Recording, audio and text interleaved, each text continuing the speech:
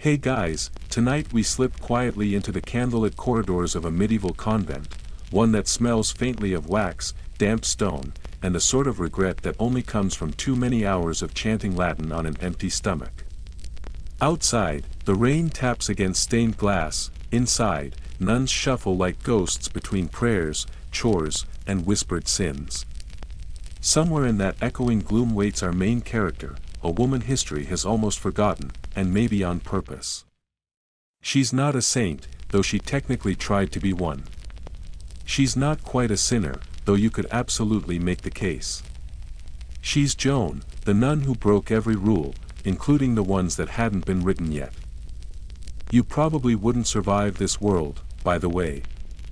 One wrong joke about a relic, and you'd find yourself scrubbing chapel floors until your soul glowed cleaner than the marble. So, before you get comfortable, take a moment to like the video and subscribe, but only if you genuinely enjoy what I do here. And tell me, where are you watching from, and what time is it for you right now? Now, dim the lights, maybe turn on a fan for that soft background hum, and let's ease into tonight's journey together. The convent door creaks open, and you step inside.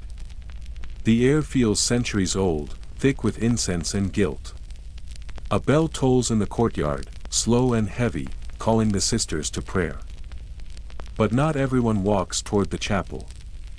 In the far corridor, near a tapestry depicting Saint Cecilia looking saintlier than humanly possible, a figure moves the other way, bare feet silent, habit rustling softly. That's Joan. Or, Sister Johanna of St. Agnes, as she's called now. She's not going to prayer. She's going somewhere much more interesting. Before she became the church's favorite cautionary tale, Joan was a nobleman's daughter, born with too much wit and far too little obedience for her century. The nuns say she came into the world frowning at her baptism, which might be an exaggeration, but only slightly. Some say she laughed during her first confession.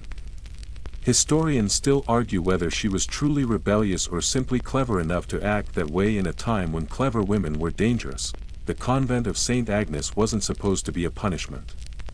It was supposed to be salvation. But if you look closely at Joan's story, salvation looks suspiciously like imprisonment with extra singing. Most convents then were half prayer house, half boarding school for unwanted daughters. Some girls went willingly, lured by quiet and purpose. Joan. She was dragged in by her mother, who hoped a few years of piety would cool her blood. It didn't. It only taught her how to hide her heat better. The abbess, the convent's ruler, was a woman of such solemnity that even the mice tiptoed. She believed laughter was a sin of the lungs. She inspected the sisters' handwriting for signs of pride. She was, in short, exactly the kind of woman Joan delighted in irritating. On her second week, Joan swapped the abbess's personal psalter for a cookbook.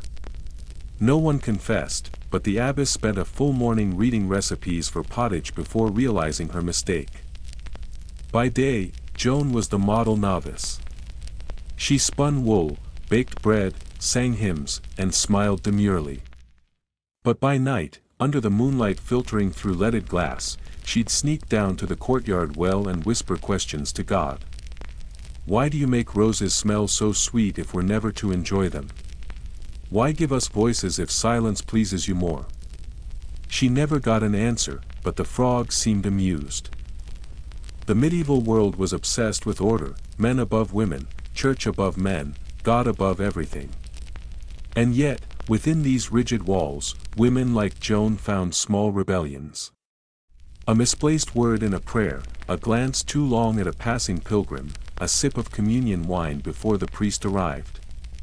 Tiny cracks in the stone of obedience. There's a story, recorded centuries later, that Joan once claimed to have seen an angel in the convent garden. When pressed by the abbess, she shrugged and said, it was either an angel or a man in a sheet. Hard to tell, since both vanish when questioned. The abbess assigned her 3 days of fasting. Joan called it a diet. Still, even mischief has its rhythm. Weeks turned into months, and Joan's quiet discontent began to ferment like the wine stored in the convent cellar. She'd watch the older nuns shuffle by, faces blank with resignation, and feel a tightness in her chest. Was this her future: silence, service, and eternal self-denial?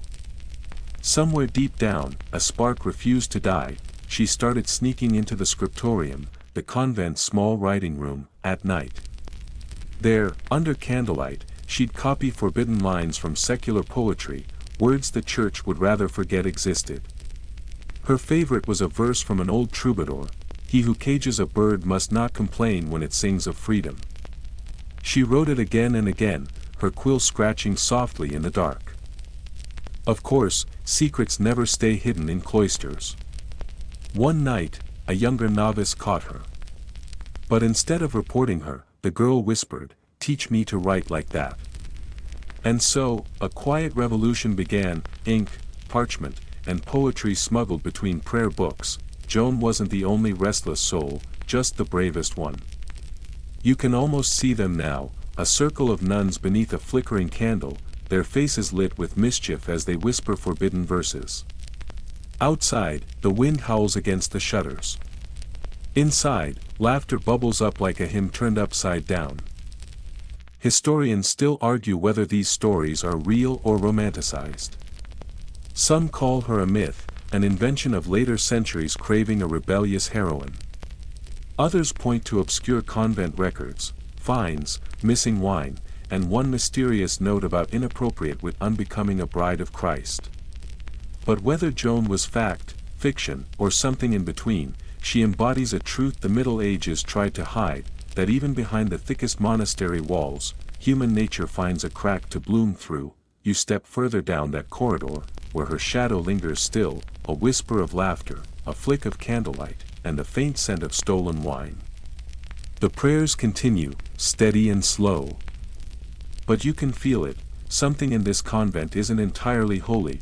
The story winds backward now, slipping out of the cloister into the world Joan came from, a world of castles smelling of smoke and wet dogs, of feasts where laughter hid ambition, and fathers who saw daughters as bargaining chips. You find yourself in a torchlit hall, where a young Joan, barefoot and freckled, balances a silver goblet on her head while her governess despairs. Before becoming the worst nun, she was already a handful. Born to a minor noble family between Burgundy and Chaos, Joan was the youngest of 6. Her brothers went to battle, her sisters married off, and Joan was supposed to be obedient, delicate, silent. She was none of those things. By 8, she climbed castle walls to sneak into stables. By 10, she outdrank the steward's apprentice. By 12, she read her father's Latin Psalter upside down. Her tutor said she had the mind of a scholar and the patience of a goat. Joan took it as a compliment. Historians debate whether her education was unusually thorough or stolen, eavesdropping, memorizing sermons, pestering priests. Either way, she had ideas, dangerous for a girl expected to pray rather than question. At family dinners, she asked pointed questions. If God made everything, did he make sin too? Her parents realized she would never make a quiet wife. In the Middle Ages, only 2 options existed for unruly daughters: marriage or monastery. The choice was made after a scandalous harvest feast. Joan danced barefoot, hair loose, laughing loud enough to shock a bishop. By morning, her mother had written to St. Agnes Convent, a place of discipline, a spiritual refuge. Joan called it exile. The morning she left, mist clung to fields. A cart creaked along the muddy road, carrying her belongings, 2 dresses, a comb, and Joan, glaring at the horizon. Her mother kissed her cheek, her father muttered about salvation. Joan muttered less politely. In her lap, a wooden knight carved by a brother reminded her that not everything had to be holy. She gripped it tight as the convent's gray spires appeared. Sisters greeted her with a song, solemn and out of tune. The abbess smiled knowingly. Joan curtsied, and tripped, setting the tone for years to come. Bells woke her every 3 hours for prayer. She slept through them, got extra laundry, and soon figured out how to sneak an extra blanket past the novice mistress, a daring comfort. Even at 15, she wasn't all jokes. Beneath sarcasm lay loneliness. You can almost see her by the window, watching fog-covered forests, wondering if her family missed her or just her obedience. Inside, life was measured in bells, chores, and silence. Joan tested limits with small acts, humming during silent hours, swapping candle wicks, leaving a flower and a note saying, "Beauty isn't sinful, just inconvenient," earning 2 days of bread and water. Yet there were moments of peace. Vespers songs wove voices into soft, shimmering harmony. For a moment, Joan forgot walls and rules. Born for movement, Joan once tapped her foot under a lecture. The rhythm caught on, 2 novices joined, forming a hidden percussion line. The abbess glared, suspecting mice. By now, you picture Joan as a medieval rebel influencer. Yet her world was tiny, choices fraught. Rebellion meant surviving the slow suffocation of obedience without losing laughter. Historians debate whether she hated God or the way men spoke for him. She prayed sincerely, often ending with, "Please forgive me for what I'm about to do next." At 16, she took her novice veil, thin white before the black habit, a symbol of purity. Joan called it a flag of surrender but smiled anyway, knowing she had to play along to learn the edges of the game. That night, under faint moonlight, she whispered, "I'll be a good nun, just not their kind of good." Centuries later, a historian chuckles at that line in a marginal note, perhaps legend, perhaps not.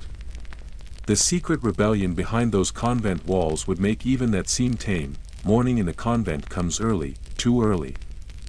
Bells ring before the sun rises, relentless and impatient. The sisters shuffle toward the chapel, wooden sandals clacking softly. Joan is among them, veil neat, lips moving in psalms, but her eyes trace the faint pink edge of dawn. Outside, birds sing, people laugh, fight, live. Inside, the air smells of wax and discipline. Today is her final vows, binding her to the church for life, poverty, chastity, obedience. She kneels, hands trembling, repeating prayers so serene only the closest observer would notice. Historians debate whether she meant them. Maybe both compliance and rebellion wore the same mask. Afterward, sisters embrace her, calling her Sister Johanna. Joan smiles politely, thinking Christ a very inattentive husband. Humor noted, she's sent to laundry duty, a medieval way to reflect on sins. There, her rebellion begins quietly. The convent's rhythm is mechanical: pray, work, eat, repeat. Joan carves small freedoms into routine. She tends the kitchen garden, officially for herbs, unofficially experimenting, mint with almonds for sore throats, sugar sneaked from merchants, and a wine syrup suspiciously resembling actual wine. Scolded by the abbess, Joan apologizes but sells jars to pilgrims, breaking obedience, becoming a tiny entrepreneur. During Vespers, she overhears priests discussing indulgences.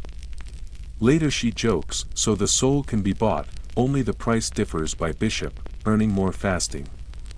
Punishments are tedious, not terrifying.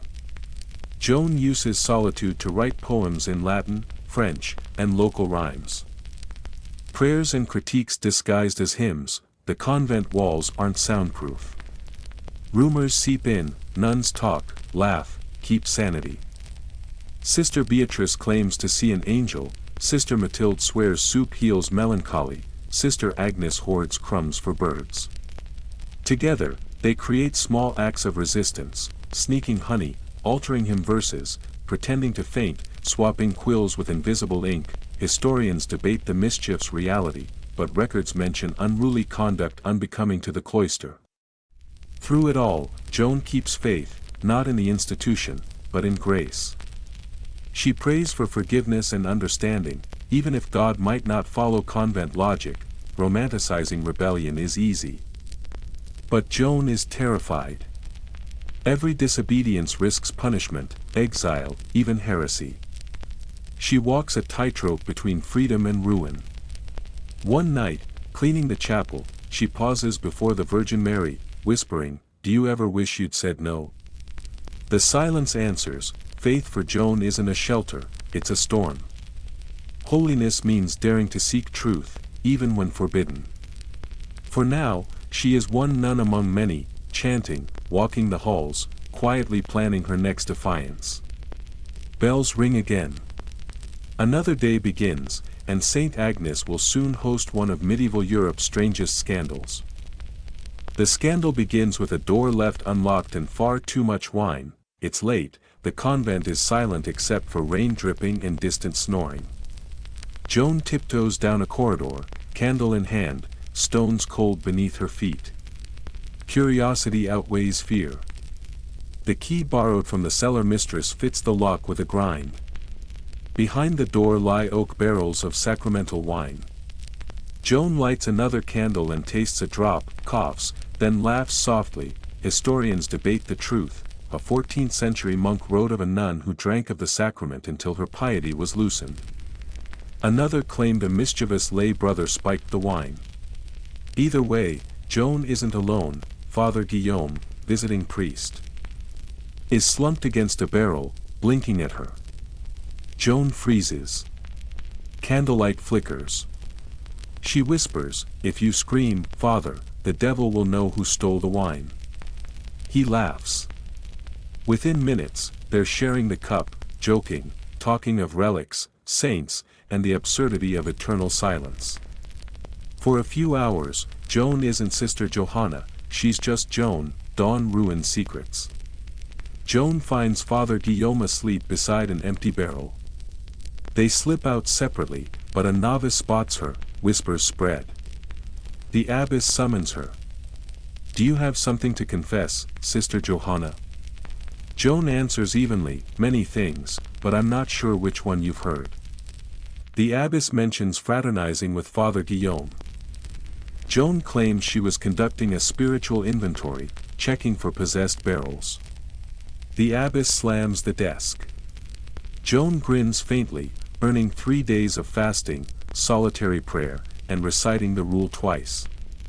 Father Guillaume is reassigned, the wine remains missing. A few nights later, sisters hear ghostly singing, creaking barrels, glowing figures. The abbess bans the cellar. Joan knows the truth but plays along, crossing herself piously. Historians debate if the haunting was superstition or clever distraction. Villagers whisper of Saint Agnes's singing wine, pilgrims arrive, abbess fuming, Joan barely hiding her smile. Her reputation is sealed, troublemaker to some, legend to others. No longer invisible, Joan kneels in her cell, whispering obedience like a curse, then adds, "but not blind obedience." Outside, wind howls through the cloister like laughter echoing through stone. It starts with the smell, rich and sweet, something's leaking, or someone celebrating. Joan wakes to frantic bells, finds the abbess marching like a holy thundercloud, shouting for the cellar mistress.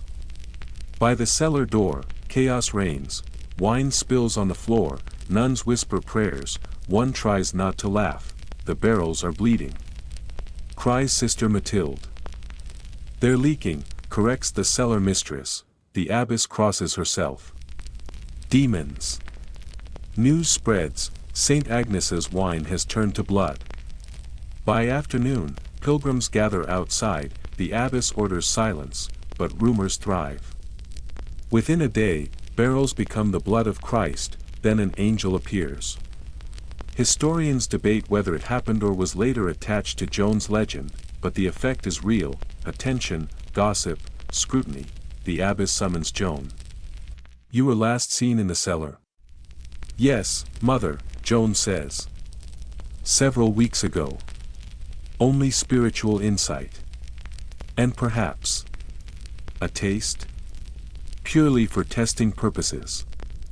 The bishop will come expecting a miracle," the abbess frets. Joan smirks, "Then perhaps we should give him one." Fasting isn't imposed this time, instead, she helps scrub the cellar, patch barrels, and pray the wine holds. When the bishop arrives, everything seems holy. He sniffs the air, inspects barrels, and declares it a manifestation of divine mystery. Joan murmurs, "Or a leaky cork," earning a stepped-on foot from the abbess. Pilgrims donate, new rules are imposed, stricter curfews, limited cellar access, no unsupervised priests. Joan sees each as a challenge.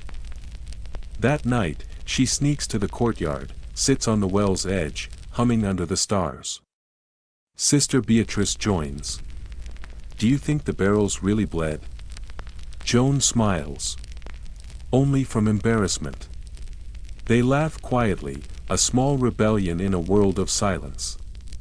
Later, Joan gazes at the stars, pondering miracles. Perhaps faith is when people mistake coincidence for purpose. Next morning, the abbess assigns extra kitchen work. Joan complies outwardly, but her mind races. She begins thinking of escape, not from the convent itself, but from the version of herself she must perform. Historians debate whether she planned to flee or merely fantasized, but all agree, Joan is no longer content to stay within the convent's boundaries. Late one evening, she presses her palm to the cold stone window, gazing at the silvered courtyard.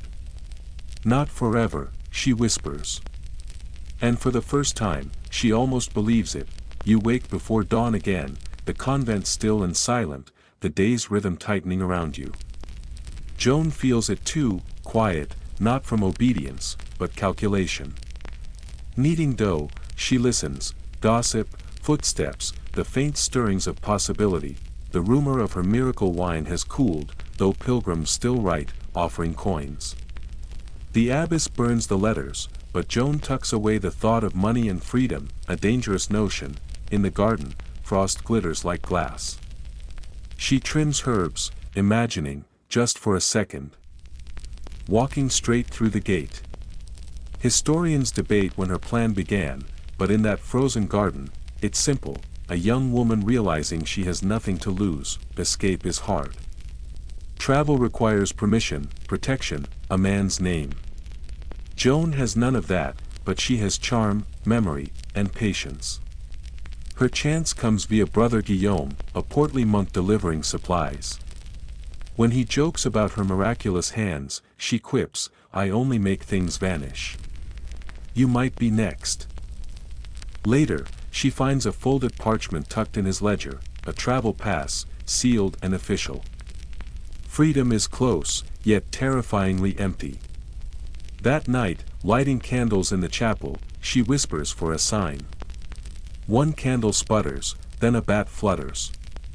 She laughs, taking it as an omen. Over days, she prepares methodically, hidden pockets, observing guards. Sister Beatrice catches her. You're planning something. Always, Joan replies, you'll be caught. Maybe. But isn't it worse to never try? The abbess grows uneasy, tightening supervision, only sharpening Joan's resolve. Fate intervenes, plague rumors lock the gates, and Brother Guillaume delivers a final supply wagon. Joan slips into a hay barrel with her forged pass and a loaf of bread. As the wagon leaves, she wonders if she'll miss the convent, the chanting, cold floors, absurd rules. No. Herbs, maybe. Beatrice's laugh, perhaps. But never the walls. By dawn, she's miles away, crouched behind a hedgerow, seeing the horizon for the first time. Historians call it her first disappearance. Some claim she was caught days later, others say she lived disguised as a scribe, or joined traveling performers. Legends agree, she always carried a vial of wine, smiling, proof that even mistakes can taste divine. For now, Joan trudges down a muddy road at sunrise, robe streaked with hay dust, breathing freely into a louder, wilder world. Back at the convent, a single candle flickers out. By the time she reaches the next town, the sun glints off rooftops like worn copper. Road dust clings to her robe, shoes soaked through, stomach reminding her that devotion isn't breakfast. Joan slips into the market square like a ghost. Merchants shout, children dart, friars preach. It's not freedom yet, but close. She trades her convent robe for a patched cloak and peasant's cap. The leathery merchant woman cackles, running from the Lord. Toward him, Joan replies. He tosses her boots for luck. Historians debate her aliases, Jean of Montfleur, or Sister Nobody, but she quickly vanishes in plain sight. She rents an attic in a baker's house, paying with prayers and labor, needs dough instead of souls, and listens. From gossip, she learns the convent has not reported her missing, the abbess likely declared her on retreat. Joan moves east along trade roads, stopping at a pilgrim-frequented inn. Air thick with sweat, wine, and tales of miracles, she listens, smiling faintly. Miracles sell well. That night, she offers a true holy tale for coins. There was once a nun who made the wine of angels. The crowd laughs, coins clink. Within weeks, the bleeding wine nun becomes a traveling tavern favorite. Her story hers to control. Historians call this her wandering years. Some say she joined performers, others claim she was a healer or scribe. Fame draws attention. One night, performing by a river, she notices men in clerical robes with a parchment, perhaps a wanted notice. She finishes, collects pay, and slips into the rain, hiding beneath a bridge. Almost caught by a story, she murmurs, records hint she was condemned in absentia, but there's no proof of punishment. She simply disappears again. The next morning, helping a fisherman haul nets, she introduces herself, Joan. Just Joan. They share bread by the river, she listens, then says, maybe I'll follow it someday. Over months. Joan moves village to village, trading stories for food, copying prayers for coins, leaving rumors and laughter behind. One stormy night drives her to a monastery guest house. Monks tell her of the cursed nun who mocked the church. What happened to her? They say she was struck blind. Really? Joan says. Seems she saw more clearly than most. By morning, she's gone again, like smoke, leaving the legend still walking, laughing, rewriting itself. Weeks stretch into months, and wandering becomes a kind of prayer. Joan follows roads twisting through the countryside, sleeping in barns, fields, and half-collapsed chapels. Freedom is beautiful in theory, blistering in practice. By early summer, she reaches a bustling city on the Loire. Life swirls around her, fish, ink, merchants, but danger lurks in every glance. She finds work as a scribe's assistant, copying letters, contracts, love notes, sometimes adding hidden flourishes only she understands. Some historians claim fragments of her handwriting survive, others think she secretly contributed to satirical pamphlets. Her employer, Master Etienne, assumes she's a runaway servant. You write well, he says. Too well for a peasant. Then I'll be a learned peasant, she replies. He chuckles, the most dangerous kind. She works there nearly a year, her reputation spreading quietly. Lovers and merchants entrust her with their words. One evening, a young nobleman asks her to write a confession to a woman he wronged. Joan muses, forgiveness is what people invent when they run out of excuses. He leaves a silver coin and vanishes. One night, Joan notices a poster, a sermon on false saints and heretical women, with a crude woodcut of a nun holding a dripping chalice, her likeness. The caption reads, "Beware the wine witch of Saint Agnes." She buys a copy, studies it, and murmurs, "Wine witch. I suppose that's a promotion." Realizing her legend has grown beyond her control, she burns the pamphlet and leaves the city before dawn. The road east leads through whispering forests. She keeps a small journal, noting, "Freedom tastes like dust and rain, they call me witch now. At least witches are alive, if I ever go back, I'll bring my own miracles." In a remote village, she shelters in an abandoned chapel. She trades herbs for food, blesses travelers, and performs small acts that spark rumors: a shepherd's child saved, a stream cleared. Nothing dramatic, but enough for legends to grow. Months pass. Minstrels sing of her, priests warn against her, scholars debate her blessing or curse. Joan, sitting by her fire, smiles. You can't excommunicate a rumor. Pulling her cloak tight, she dreams of barrels, laughter, and red wine glimmering like candlelit stained glass, proof that even the smallest sin can ferment into legend. The year turns gray again, as years tend to do when you're living on borrowed luck and bad weather. Joan follows the trade routes that cut across the kingdom like veins, each one pulsing with merchants, pilgrims, and opportunists. She's no longer a runaway nun, she's a face in the crowd, a shadow that smiles, a story carried on someone else's breath. In one town, they call her the wandering sister. In another, the woman who talks to angels. Somewhere else, just Joan of the Roads. Each name sticks for a week or two, then fades. But the story of the wine which keeps growing, mutating like yeast in a forgotten barrel, by the time she reaches a monastery near the Burgundian border, she's hearing versions of herself so wildly wrong that even she starts laughing.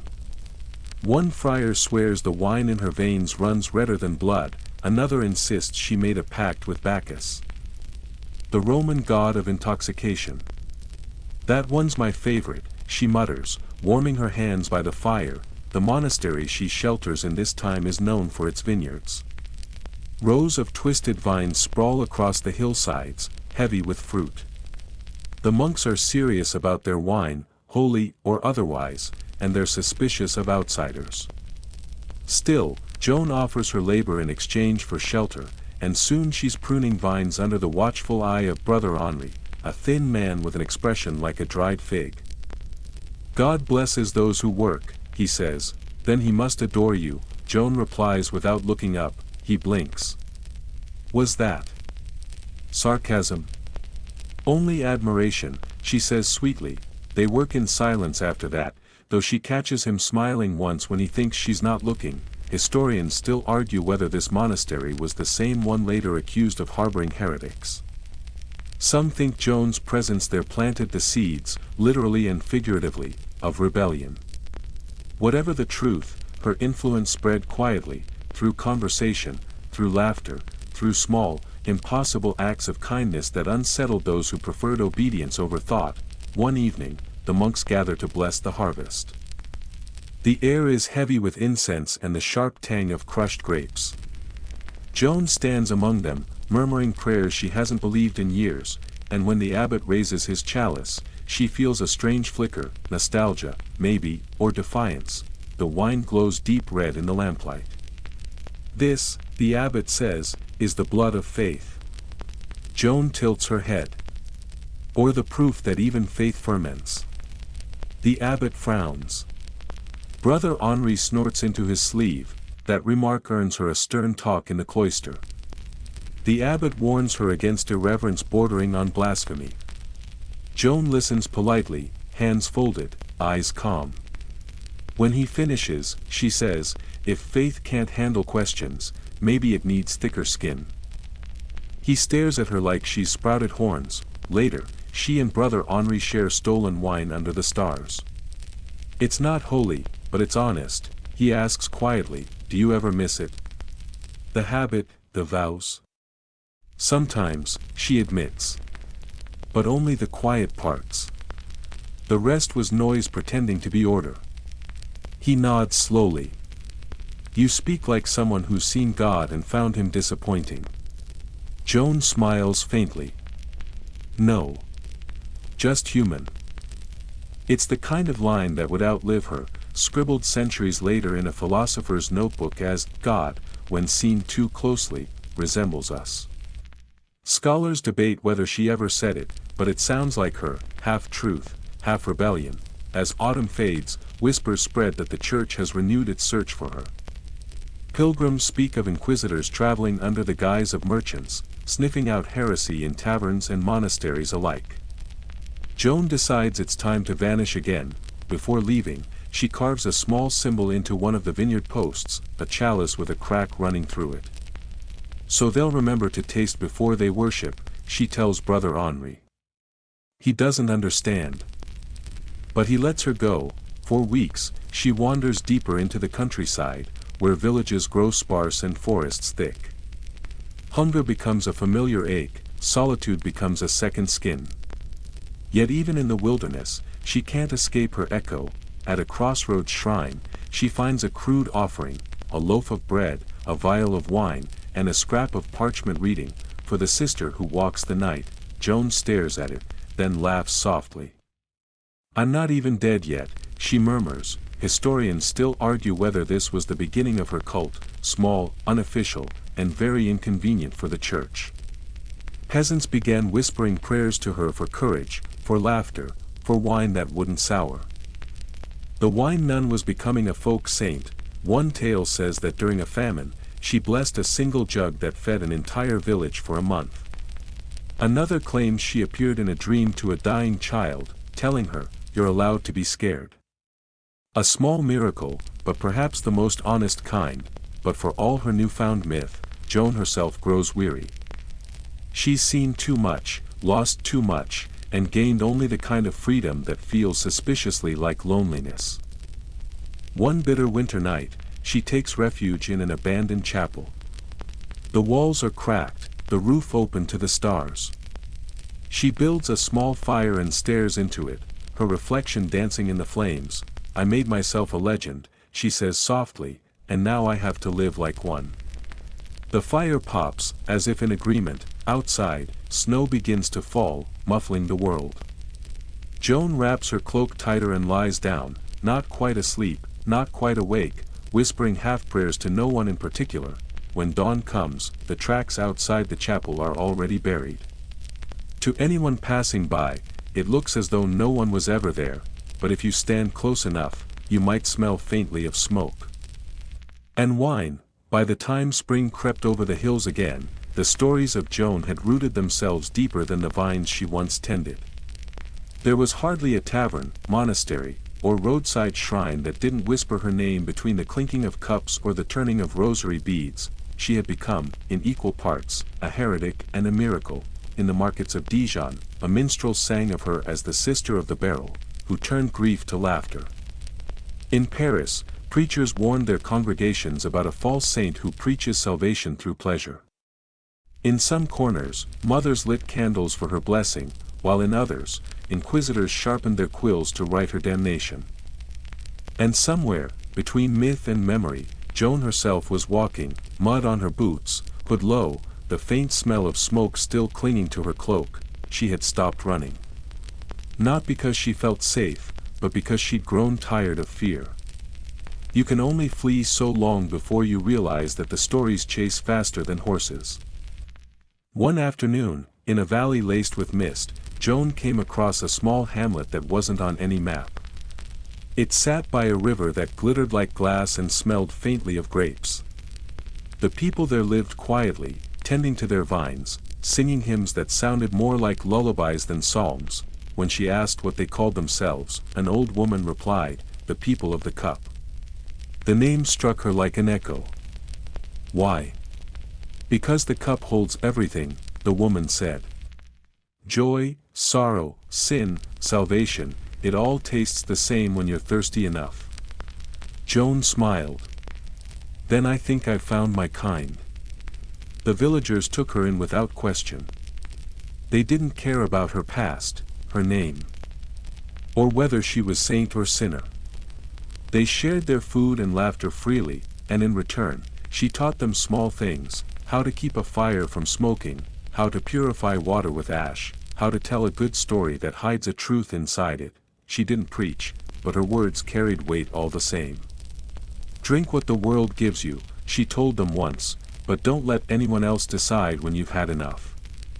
That line, later written down by a traveler who passed through, would become the creed of a small, defiant movement. Some historians call it proto-humanism. Others call it heresy. Joan would have just called it honesty, but peace, for her, was never more than borrowed time. Late one summer night, as the villagers celebrated the harvest, a group of riders appeared on the horizon. Torches flickering. Crosses painted on their chests. The Inquisition. They came quietly, like a sickness. Joan was standing by the fire when the first torchlight spilled over the hill. She knew immediately who they were. How could she not? The posture of righteousness is unmistakable. She didn't run. Not this time. Instead, she turned to the villagers and said, "Hide the children. Douse the lights. And if they ask who I am, tell them you've only ever met yourselves." Some wept. Some begged her to flee. But she only smiled, a tired, wine-sweet smile. "You can't burn smoke," she said. When the inquisitors arrived, their leader dismounted, a man with a voice like iron and eyes like winter. "You are Sister Joan." "I was," she said. "Once. You stand accused of heresy, sorcery, and the corruption of souls through intoxication. Then you've been drinking the same stories as everyone else. Blasphemy will not save you. Neither will obedience." They bound her hands, though she didn't resist. The villagers watched in silence, as though the air itself had frozen. At dawn, they brought her to the square. The inquisitor read her charges, each one longer and less true than the last. When he finished, he asked, "Do you repent?" Joan looked at the crowd, faces she loved, faces she'd never see again, and said quietly, "I repent of nothing that made someone less afraid." The murmurs began then. A child cried. The inquisitor raised his hand for silence. "Then your soul is lost," he declared. She tilted her head. "Maybe. But it's mine." They lit the pyre. The smoke curled upward, gray and fragrant. Some say she didn't scream. Some say she laughed.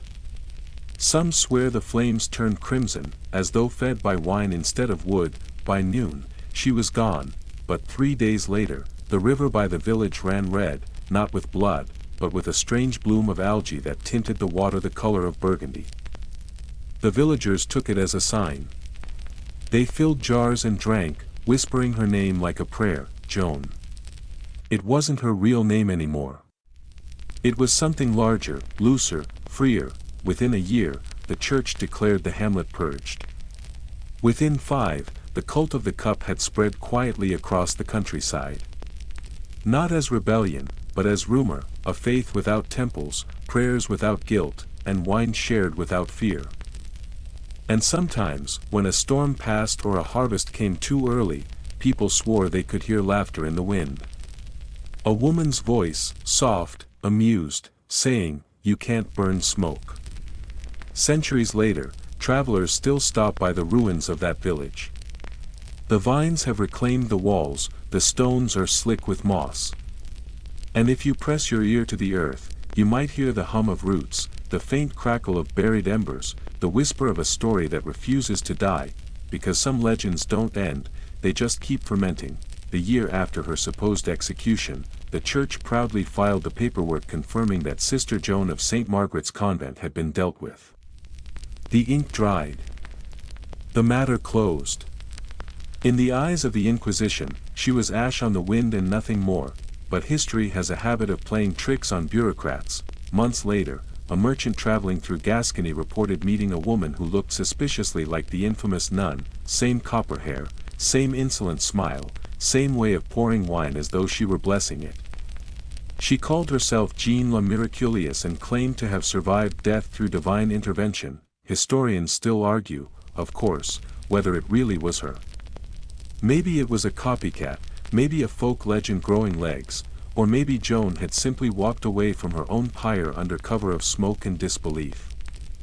After all, witnesses of the burning never agreed on what they'd seen. Some swore the body was gone before the flames touched it. Others said the fire burned too fast, like it was hungry for something it couldn't consume. You trudge along with her now, through damp forest trails and fog-slick valleys, following the faint jingle of her stolen rosary beads. She walks slowly, like someone savoring her second life. For weeks, Joan wanders from hamlet to hamlet, trading small favors for bread. She patches a shepherd's torn cloak, helps a midwife boil her tools, whispers to a feverish child until the coughing stops. People start calling her the sister who heals with laughter. She doesn't correct them. Once, she jokes to a young monk who asks if she's truly a nun, only on weekdays. He laughs, then blushes. It's not exactly sainthood, but it's better than hiding. by late autumn, her reputation spreads again. A peasant caravan seeks her out, begging her to bless their fields. Joan sighs, half amused, and says, "Fine, but you'll owe me a jug for every miracle." She sprinkles river water over the dry soil, mutters words that sound suspiciously like a tavern song, and, through coincidence or clever timing, the next day brings a heavy rain. The peasants fall to their knees. Joan just shrugs and accepts her payment in wine. That, of course, only makes the rumors grow. Soon, people whisper that she can summon storms, that she drinks sin and turns it sweet. A few even call her the reincarnation of Saint Bridget. Others claim she's an agent of the devil himself, though they can't agree on which one sounds more exciting. Somewhere, deep in a candlelit hall, bishops are sighing. Meanwhile, Joan sets up a small camp by a crumbling chapel and begins receiving the sick. She doesn't claim power. She simply listens. Sometimes she mixes herbs she learned about from an old apothecary nun, sometimes she invents cures on the spot, ashes for fevers, honey for wounds, laughter for sorrow. One evening, she sits beside a dying soldier. His armor is rusted, his voice a whisper. "Are you the nun who escaped hell?" He asks. "Hell's full," she says gently. "They sent me back." He chuckles once, then dies smiling. In time, her camp becomes a kind of roadside sanctuary. People leave offerings of cheese and candles. Others leave coins, though she never takes more than she needs. The locals start calling her Sister Smoke, a name that feels both ghostly and fitting. Then, one winter morning, she wakes to find 3 men watching from the edge of the forest, soldiers wearing the crest of a bishop. Their leader steps forward, his breath fogging in the cold. "By order of His Grace of Bordeaux, you are summoned to appear before the diocesan court," he announces. Joan stretches, yawns, and says, "You'll have to stand in line. I've got 6 pilgrims ahead of you. This is no jest." "Good," she replies. "Because I've run out of jokes." They escort her south, through frozen vineyards and quiet villages. Crowds gather to stare, a few cheer, more curse. But she seems utterly unbothered, more curious than afraid. When they finally reach the bishop's estate, she's ushered into a hall so vast and echoing it feels like a cathedral built for paranoia. Candles drip onto marble. Scribes hunch over inkpots. At the far end, the Bishop of Bordeaux, pale, severe, and possibly constipated since birth, regards her with weary contempt. "You," he says slowly, "were burned. So they tell me. And yet here you stand." She shrugs. "Miracles happen. You of all people should believe that." He exhales through his nose. "Like an ox about to charge. If you are indeed that nun, you are guilty of apostasy, impersonation of a saint, and seduction of the faithful." "Seduction? Please. I barely have time to wash my hair." The scribes pause, quills hovering. The bishop's lip twitches. For a heartbeat, he almost smiles, then he says, "The church cannot afford more scandal. You will swear loyalty, abandon your wandering, and serve in an enclosed house under supervision. In exchange, we forget the rest." It's a trap, of course. The same kind of golden cage she escaped years ago, but this time, Joan hesitates. The road is wearing on her. Her body aches. She's seen too much of both cruelty and kindness.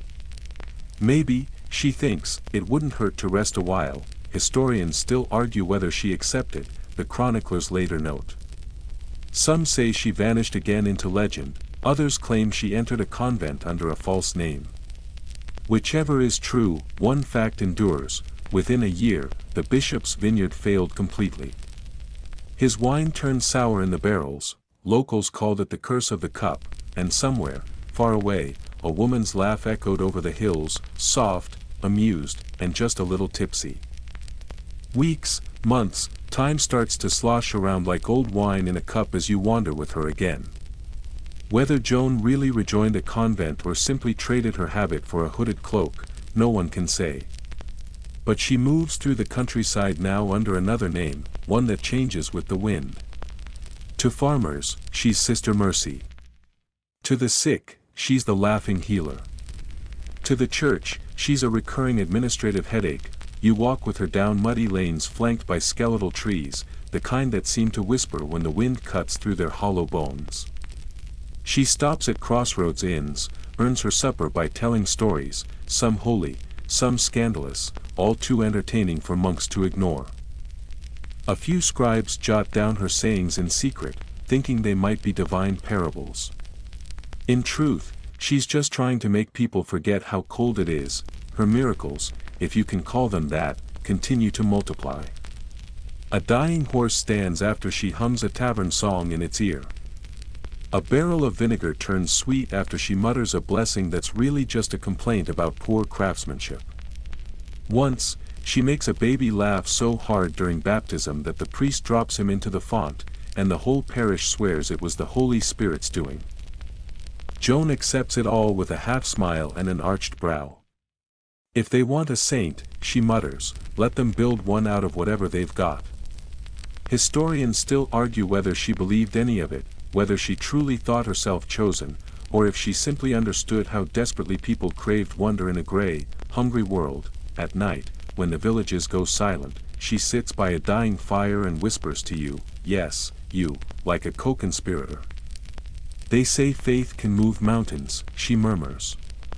But have you ever seen faith pay rent? She chuckles softly and tosses another twig into the flames. Still, I suppose it keeps people warm. Somewhere between healer and hustler, she builds a rhythm, arrive. Fix something broken, disappear before dawn. Her legend fattens on rumor. Every new town adds a flourish, one says she glows in moonlight, another that she walks barefoot across rivers. She corrects none of it. Why spoil a good story? She sighs. Then, one spring morning near Rouen, a merchant approaches her with trembling hands. Sister, he says, a nobleman lies dying. They say only you can save him. Joan squints. What's wrong with him? He swallowed a leech, my lady. On purpose? The merchant hesitates. He believed it would cure his melancholy. Joan pinches the bridge of her nose. Men. She goes anyway. The nobleman's manner smells of lavender and despair.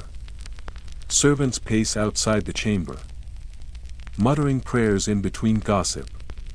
Inside, the man groans theatrically while his wife clutches her pearls. Joan walks in, raises an eyebrow, and says, if the leech hasn't cured him, I doubt I can. But she kneels beside him, takes his pulse, and does what she does best, improvises.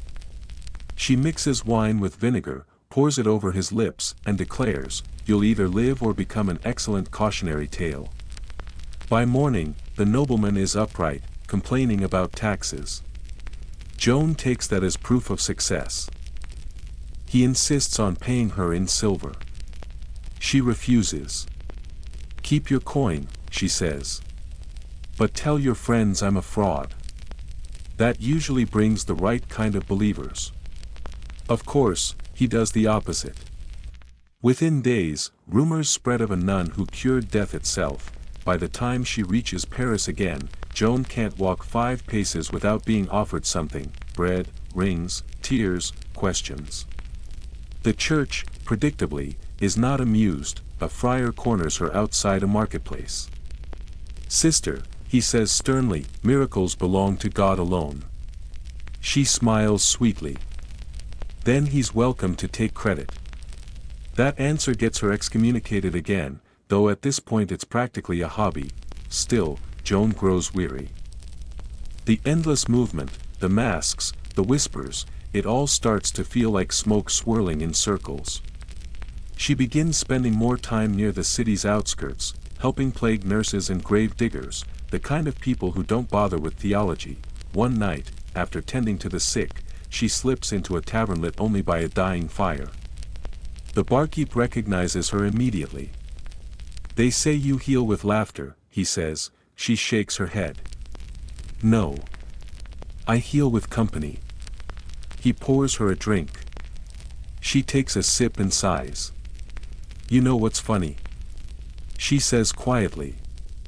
"I've spent my life running from silence. And now it's all I want." Outside, bells toll for the dead. Inside, she hums softly. The same hymn she once sang behind convent walls, though now, it sounds more like a lullaby to herself. By dawn, she's gone again. Only her cup remains on the counter, still half full. No one knows where she goes after that night. Some chronicles claim she joined a traveling band of minstrels and died peacefully in her sleep. Others swear she appeared decades later, wandering barefoot among vineyards, blessing vines that yielded the sweetest harvest in a century. And a few, always the most poetic few, say she never died at all. That she simply turned into the thing she loved most, smoke, drifting forever between candlelight and shadow, reminding the faithful to laugh, even when the world forgets how. Years blur like spilled ink. The century creaks forward, kingdoms shift, plagues burn and fade, and yet, the legend of that irreverent nun keeps bobbing back up, like a cork refusing to sink. You might hear her name muttered in dusty monasteries or carved into tavern tables. Sister Smoke, Joan the Laughing, the nun who mocked hell. The details differ, but her grin never changes. Somewhere around 1350, a relic vendor named Guillaume Leclerc claims to have discovered the preserved veil of a wandering saint known as Saint Jean de la Coupe. He sets up a stall outside Reims Cathedral, charging pilgrims a copper penny to touch the cloth. Guaranteed to cure heartache, gout, and unholy hangovers, he boasts. You already sense where this is going. Joan, very much alive, now in her 50s and wearing a patched traveler's cloak, strolls up to his stand one afternoon. The crowd parts slightly, though no one recognizes her. The vendor launches into his well-rehearsed speech. She listens, arms crossed, lips twitching. Finally, she says, "Funny thing, Guillaume. That veil you're selling? I lost it near Bordeaux 20 years ago." He blinks. "Impossible. It came from a holy tomb." "Yes," she says, "the tomb of my laundry basket." The crowd laughs, Guillaume does not. But he's quick on his feet. "If you are truly she," he says, "prove it. Perform a miracle." Joan glances at his display table.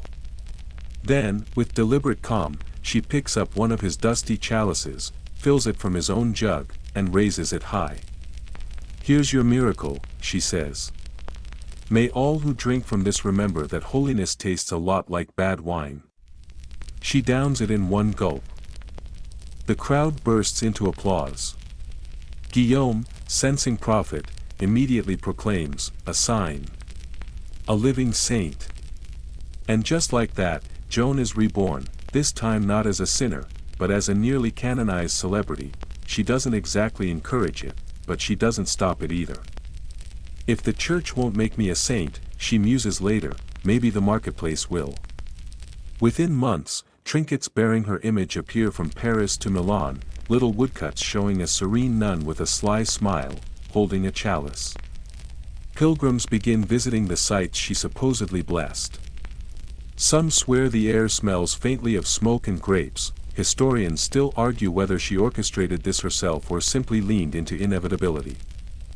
One chronicler insists she used the donations to feed orphans, another claims she gambled the lot away in a dice hall run by monks.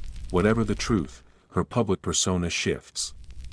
People start calling her the saint of second chances. It's not entirely inaccurate.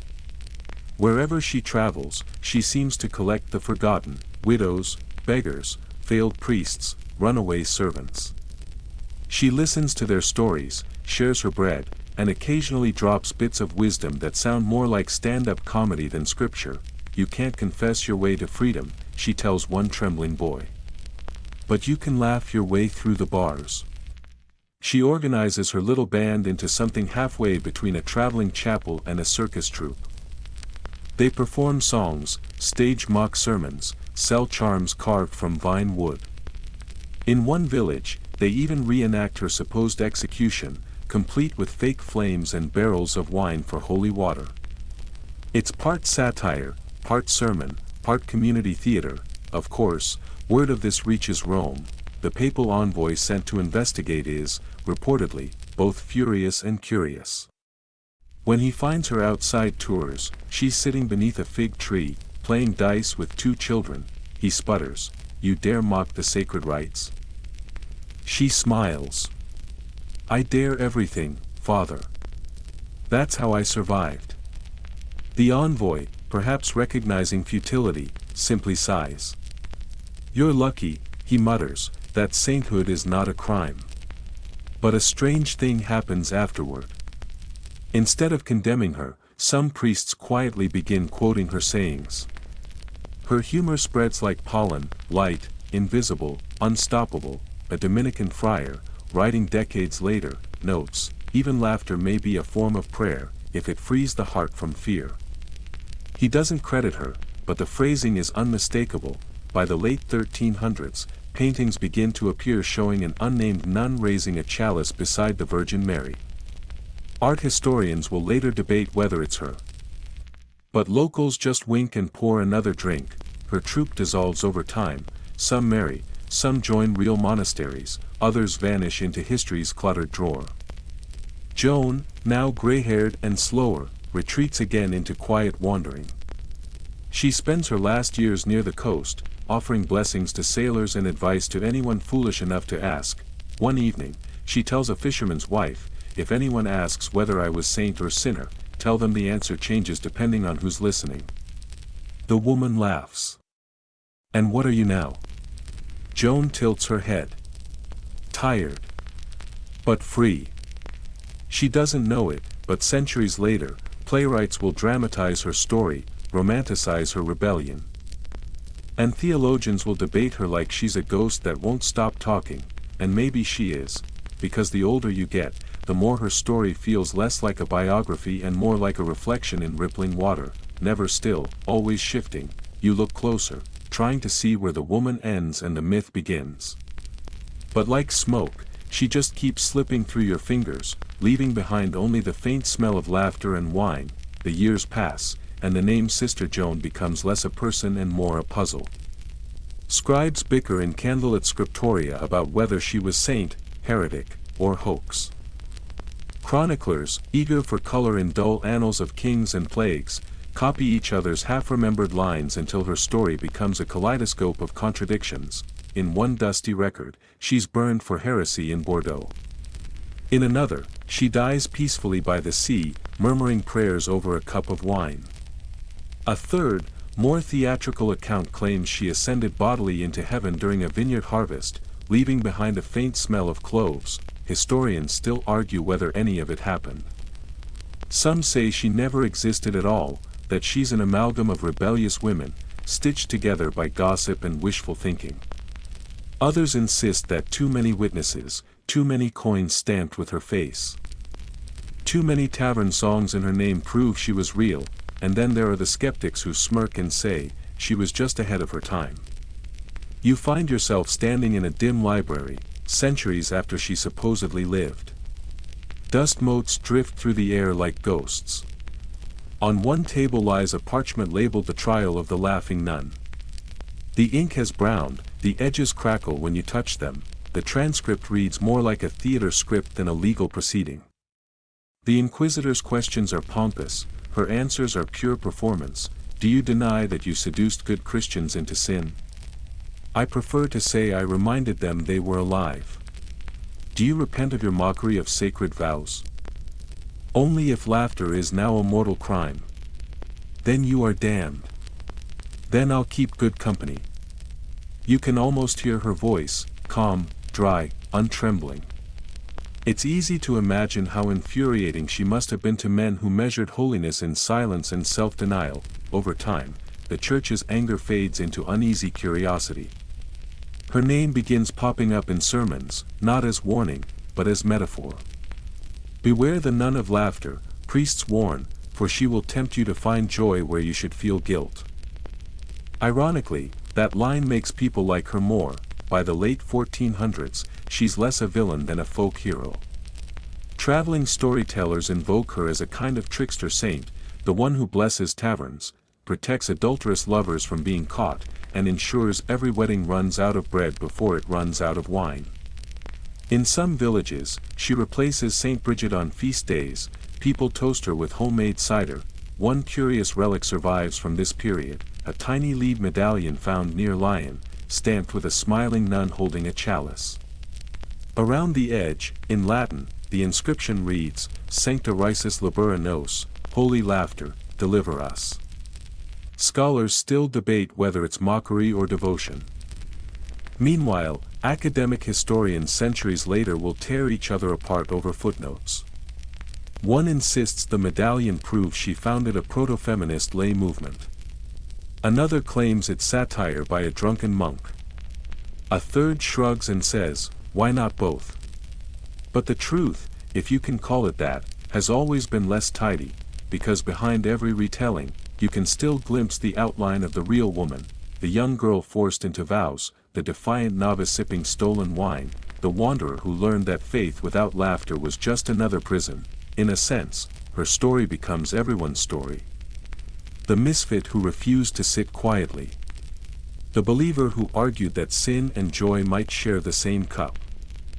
The survivor who outlasted her accusers by simply never shutting up, and so, the trial that never ends continues, not in courtrooms, but in every conversation about what holiness means. One generation calls her damned, the next calls her brave. Somewhere in between, she probably would have winked and said, you're both half right.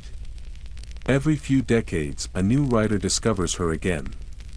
A poet in the 1600s calls her la sœur du vin et du vent, the sister of wine and wind. A 19th-century novelist romanticizes her into a tragic heroine. A 21st-century blogger, inevitably, titles their article The Medieval Party Girl Who Outsmarted the Church. Even in digital ink, her laugh seems to echo faintly between the lines, but the strangest part. The Church never formally condemned her. Her name appears on no official heresy register, no excommunication roll. It's as though history, embarrassed by her persistence, simply looked away. Maybe that's her greatest victory, not sainthood, not survival, but omission. She slipped out of history's grip and into its margins, where rumor and memory dance together forever. You can almost see her now, wandering those margins, barefoot, veil loose, cup in hand, pausing every so often to look back at you through the fog of centuries. Still arguing? She teases softly, and you can't help but smile. Because yes, of course we are. That's what keeps her alive. You stand now at the quiet edge of her legend. The torches, the trials, the laughter that shook cloisters, they've all dimmed into whispers. Centuries have passed, and the medieval world that birthed her has turned to dust, leaving behind only echoes and the faint perfume of rebellion. Somewhere in a forgotten archive, a faded letter surfaces. It's addressed simply to whoever will read. The handwriting is uneven, hurried. The wax seal bears no crest, only a tiny sun drawn in ink. The note reads, if joy is a sin, may heaven forgive me for smiling. No name. No date. But you can't help feeling it's hers. You trace the letters with your fingertip, and it's as though you can feel her presence, warm, amused, utterly unrepentant. It's strange how someone history tried to erase feels more alive than the kings who ruled her era, because that's the thing about the Middle Ages. For every name gilded in chronicles, there were thousands more who lived vividly in the shadows. People like her. The nun who disobeyed quietly at first, then loudly, then joyfully. The woman who proved that faith without laughter curdled into cruelty. Historians still argue whether she ever existed, but deep down, you know she did, maybe not as one person, but as an idea that kept reappearing every time someone refused to live small. Every time a woman laughed too freely, sang too loudly, or loved too fiercely for the comfort of her time, and perhaps that's what the medieval world feared most, not sin, but freedom dressed as joy. you can picture her final days, wherever they happen. Maybe she's old, hair streaked silver, sitting in a little stone cottage by the coast. Waves slap the rocks below, steady as breath. Her hands tremble slightly as she lifts a chipped cup of wine. The world has forgotten her name, but she doesn't seem to mind. She hums a tune that no choir ever dared to sing, a melody she invented, equal parts prayer and mischief. Her cat, lazy and unimpressed, curls on her lap. The candle sputters low. Outside, the medieval night stretches vast and indifferent, but she's smiling still. Because even if the world called her wicked, she found her own kind of grace, and maybe that's what holiness really was all along, not obedience, but peace. The wind rattles the shutters. She whispers something, soft, nearly lost beneath the sound. It could be a confession, or maybe just a joke meant for herself. If laughter damns me, then heaven must be awfully dull. Then silence. Only the sea, you blink, and centuries dissolve. The parchment, the torchlight, the cloister corridors, all fade into the slow rhythm of your own breathing. You realize that she's still laughing, somewhere in the folds of time. Maybe in you, too, you think of how many worse nuns history must have buried, women who questioned too loudly, who colored outside the lines of faith, who dared to find the divine in a good story or a shared smile. The record keepers might have crossed out their names, but they couldn't erase the sound of their laughter echoing through the centuries. And now, as your mind drifts, that laughter softens. It's no longer defiant, just tender, like wind moving through candle smoke. It wraps around you like a blanket, warm, almost maternal. You're safe now, far from the medieval cold. The sea keeps its rhythm. The ink on her letter glows faintly, as though lit from within, and somewhere, maybe in some eternal tavern beyond time, the worst nun in medieval history raises her cup toward you. To laughter, she says, the candles gutter out. You breathe in, slowly, and the story settles into quiet. The room is still now. The candles have burned low, and the world outside your window hums with distant night sounds, a car passing, a whisper of wind.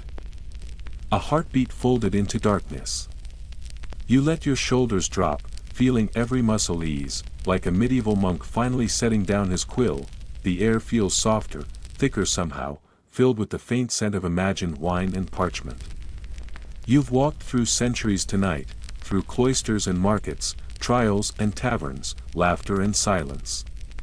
And here, at the end of it all, there's nothing left to chase, no heresy to fear, no story to finish.